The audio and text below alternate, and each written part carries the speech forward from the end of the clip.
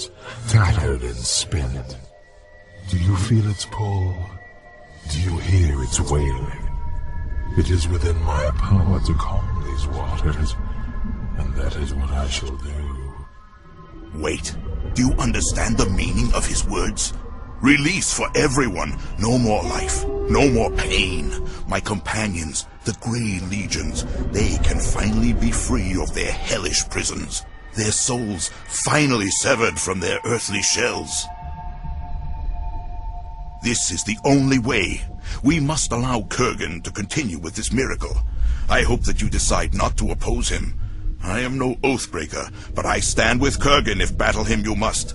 Forgive me, but I see no other way. Choose well, my friend. Choose well. Yes. Well, I suppose that what the old codger says is true. I mean, about death and all. He was the first of us, and bloody powerful as well. One almost has to admire the bastard. Yes, admire him indeed. Well, how could I not? The man is a legend in my circles. What? Not much you can do to argue with him. A man would have to be a bloody fool to get on the bad side of Kerghan the Terrible. But no one ever said I wasn't a bloody fool. Had you going there, didn't I? Did you really think I would sit back and watch this madman destroy the world? Ha! Never! Half the fun in life is tormenting the souls of the dead. You can count on me, madam. I can no longer tolerate the atrocities that this life has brought about. There will be peace. There will be quiet. Life will no longer be. And so I go to Arcanum to be an end to it. And then I will join the souls of the dead when it is done. And why not? Your actions from the very beginning have been what most might consider evil. But what I see as valiant. You've been death's servant, as have I. Why turn from the path now? Follow it with me, and I'll show you things you've never imagined. Are you daft, woman? Are you not listening to what this madman is proposing? He will kill every living being in both realms, including you. I think you have taken leave of your senses. I will allow you this attempt at a peaceful resolution, even though I doubt it has much hope of success. Splendid. I've spent the last 2,000 years developing my philosophy, but I'm always eager to hear another's thoughts. Please, proceed. Yes, let us speak of this. It is my opinion that the nature of life is accidental, that this reality we experience is merely a distortion of death. What say you, traveler? Yes, but what has that experience taught you? I know not the roads you've traveled, but I do know that all living things feel pain and loss. It's my opinion that they feel these things because they were never meant for what we know as life. Their souls are not equipped for it. Yes, you're correct. I concede you that point, but I have seen both sides, whereas you have only the land of the living. Trust me when I say that the souls who are called back to this life are in the most excruciating pain. It's unnatural. What do you mean? Are you faulting the souls of the dead for the meddlings of the living? But you speak as if these souls have a choice when they're brought back. It's the mindless bravado of the living that subjects them to the vagaries of this life. I'm willing to say you might be correct, but what proof have you?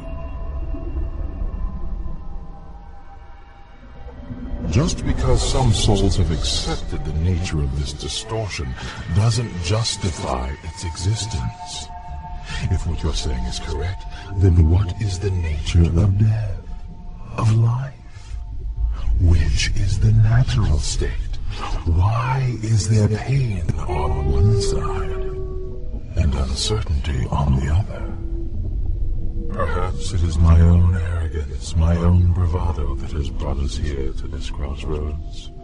The question is, where do we go from here? We've spoken of fate, of prophecy. Have I traveled this road too long to turn back?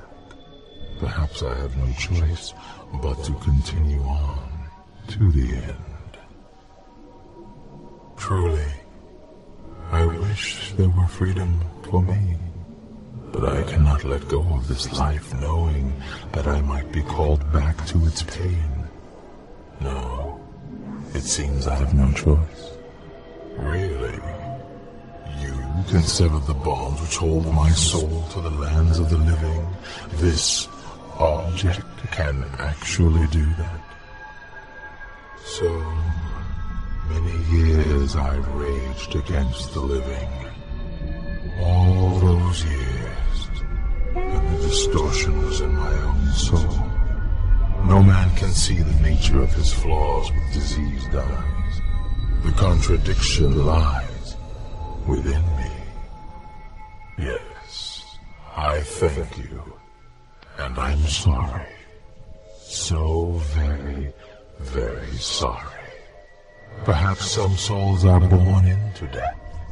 They never knew how to live. Goodbye, traveler.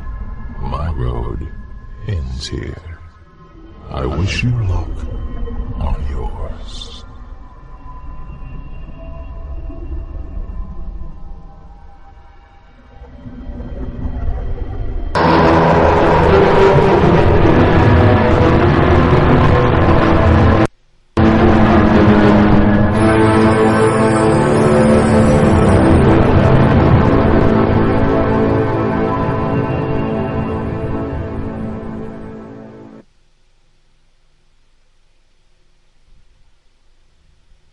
Because you delivered the secret ingredient to Jungle Dun, he perfected his alchemical process and eventually found a way to make gold from common lead.